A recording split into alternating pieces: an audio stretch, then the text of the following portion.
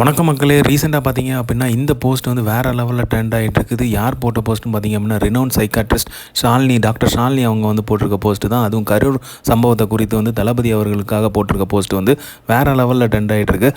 அதில் அவங்க வந்து குறிப்பிட்டிருக்கிறது பார்த்துருக்கீங்கன்னா, அவர் வந்து பார்த்தீங்க அப்படின்னா இப்படி ஒரு வஞ்சகத்தை வந்து எதிர்பார்த்துருக்க மாட்டார்.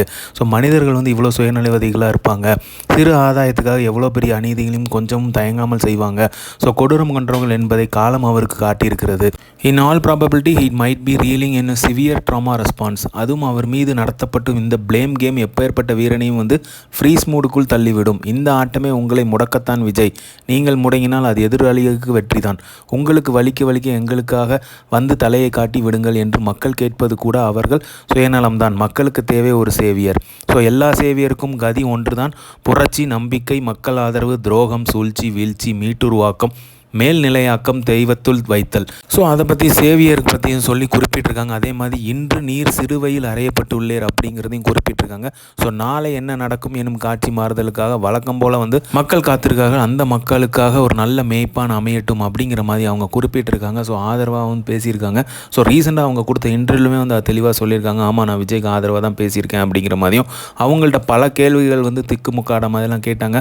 அவங்க வந்து அதுக்கு வந்து ப்ராப்பரான ஒரு ஆன்சர்ஸையும் சொல்லியிருக்காங்க. ஸோ சைக்காலஜியாக வந்து எவ்வளோ அஃபெக்ட் ஆகிருப்பாங்க, மக்கள் எப்படி அஃபெக்ட் ஆகிருப்பாங்க, எவ்வளோ ஒரு ட்ராமாவில் இருப்பாங்க, அதுவும் உயிரிழந்தவங்களோட குடும்பம் வந்து எப்படி ஒரு ட்ராமாவை ஃபேஸ் பண்ணிகிட்ருக்கோம். அதே மாதிரி தான் பார்த்திங்க அப்படின்னா தளபதி விஜயுமே அதில் வந்து அடங்குவார். ஸோ அவருமே வந்து ஒரு ட்ராமாவில் தான் இருப்பார் அப்படிங்கிற மாதிரியும் சொல்லியிருக்காங்க.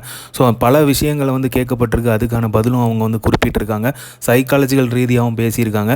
ஸோ அவங்களோட இந்த போஸ்ட் வந்து பார்த்திங்க அப்படின்னா எல்லாமே சோஷியல் மீடியாவில் நல்லாவே ட்ரெண்ட் ஆகிட்டு இருக்குது, பயங்கரமாக ரீச் ஆகிருக்கு. ஸோ எல்லாருமே எதிர்பார்க்குறது அப்படி தான், தளபதி அவர்கள் வந்து திருப்பி வரணும், திருப்பியும் வந்து அரசியலில் இன்னும் ஸ்ட்ராங்காக வரணும். ஸோ அதை அவர் வந்து வீடியோ போட்டு அதை வந்து உறுதிப்படுத்தியிருக்காரு அப்படிங்கிறது ஒரு நம்பிக்கை ஊட்டும் விஷயமாக மாறி இருக்குது.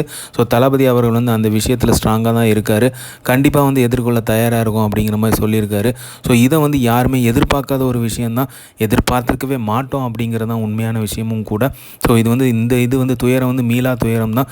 இதில் வந்து எப்படி மீண்டு வந்து நம்ம வந்து திருப்பி நிற்கிறோம் அப்படிங்கிறது தான் முக்கியம் அப்படிங்கிறதையும் அவர் அந்த வீடியோவில் வந்து சொல்லியிருப்பார். தளபதியோட வாக்குப்படி பார்த்தீங்க ஸ்ட்ராங்காக இருப்போம், கண்டிப்பாக நல்லதே நடக்கும், வெற்றி நிச்சயம். இந்த மாதிரி நல்ல உள்ளங்களுக்கும் வந்து நம்மளோட நன்றியை தெரிவிச்சுக்குவோம்.